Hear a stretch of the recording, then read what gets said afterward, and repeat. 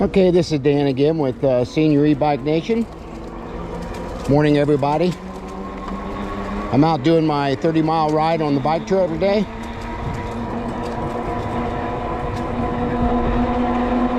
It's probably 55 degrees outside. It's a little breezy, but it's pretty nice. Yeah, you can really smell the fall in the air. All the leaves and I really like riding in the fall, and I really like riding in the winter, believe it or not. As I mentioned earlier, I can't wait to ride this thing in the snow. See what these fat tires will do.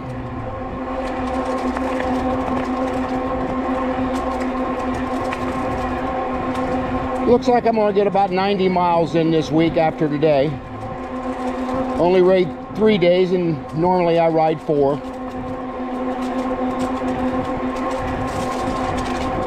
Again, we got the elections coming up on November the 8th. I encourage everybody to get out and vote. Your voice will be heard.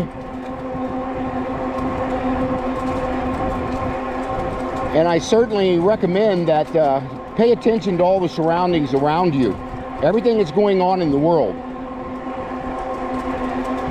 Inflation at record levels, gas prices through the roof, grocery stores, food, everything is through the roof, and we haven't seen anything yet, I don't think. I believe 2023 is going to be a shocker to everybody. Of course, I'm a prepper by nature. I'm one of those 1% of the people that prep. I have a lot of beans and rice and all kinds of stuff in my Mylar bags. And I've got a lot of canned goods put back. I've got a lot of stuff. I can pretty well get my wife and I through 6 months to a year without having to go to the store. So I highly encourage, if you've got room to prep, if you even have to put stuff under a bed, that's ideal.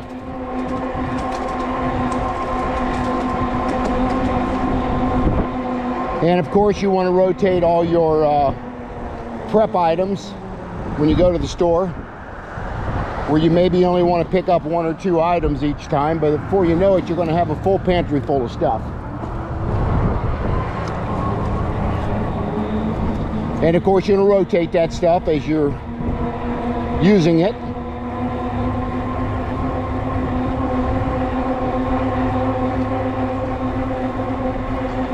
I mean, it's kind of hard to really store a lot of things in detached garages. It gets pretty cold in them garages unless it's heated.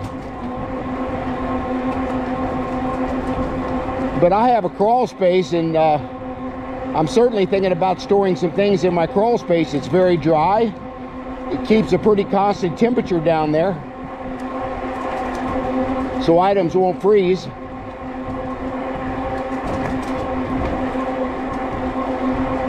And if you're a gardener, that's very important that you put up what you can.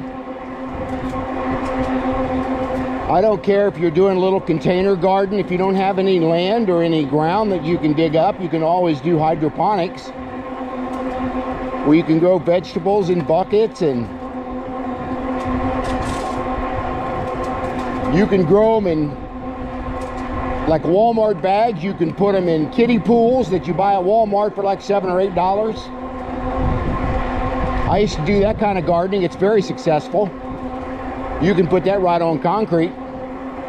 You just fill the water up about 2 inches in the pool, and then you put all your dirt and everything in the bags.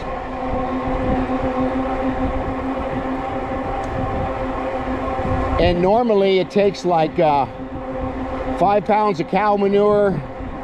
I'm talking about a mix now, about a 5-gallon bucket of cow manure, 2 5-gallon buckets of peat moss.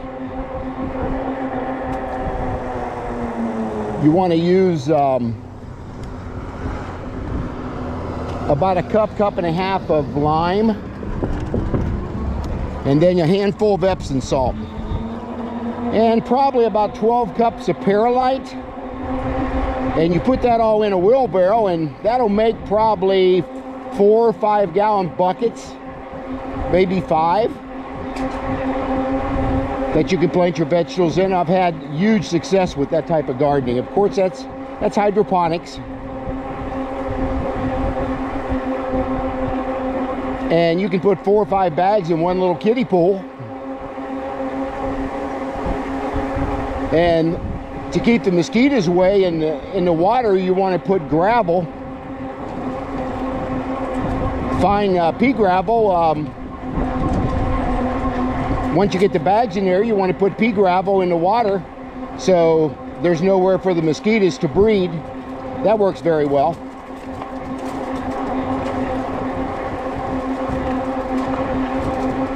And I've also used what they call a rain gutter grow system. I took 10 foot of rain gutter, and I take 2x6s to mount on the sides of that, 10 foot each. And then of course I put 10 foot sections on the ends of it, nail and screw it all together. And you can set your grow bags or buckets right on top of that gutter. Now, if you're going to do a grow bag with no bucket, you're going to want to buy what we call net cups. Oh, probably about an inch and a half circumference of a net cup. And what you do is cut a hole in the bottom of that bag, and you stick that net cup down in there.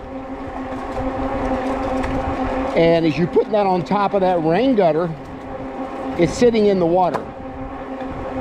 Now you want to, when you mix your soil, you're going to want to tamp that soil down in that net cup so it'll, so it can draw up into the bag, the moisture. And you're going to want to make a third of that bucket really sloppy when you mix it. Then you put another 2/3 of dirt in there to pretty much fill the bag up. Then you soak that really heavy. And at that point, that's when you put your plant in.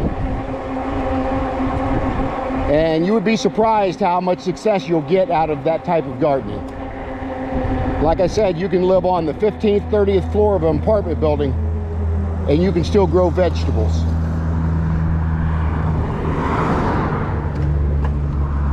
These are some of the things I really like doing. I like educating seniors on how to do this.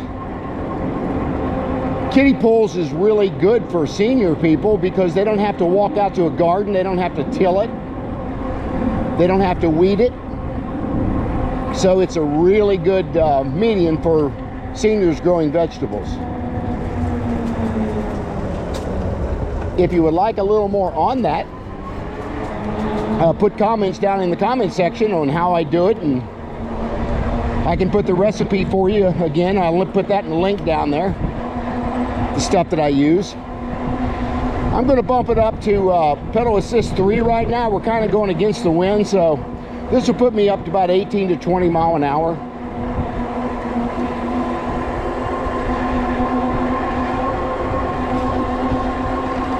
So now we're doing about 16 mile an hour, and we'll get up about 20 here. And I'll stay in pedal assist 3 for quite a while here.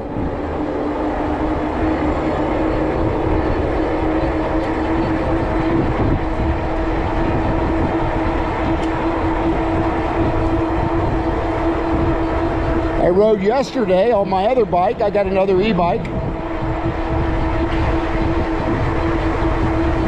You can watch that video if you want. But I was filling up food blessing boxes. Along the trail here, they have a box that you can put food in there, and people can take it out, people that are hungry. So it's a great ministry. I highly encourage somebody, if they got them on their bike trails, to take advantage of that. It's kind of like your own little ministry. Jesus says in the Bible that I was hungry and you fed me.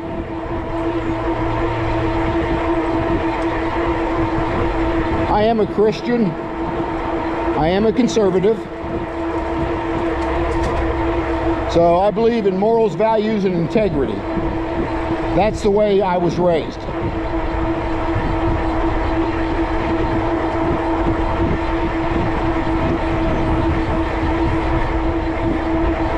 But since I retired a couple years ago, I really love doing this. Riding these e-bikes is a lot of fun. Like I said, in the summer I try to get 120 miles a weekend, 4 days of 30 miles each time. Takes me almost about 2 hours each ride, so it goes pretty quick.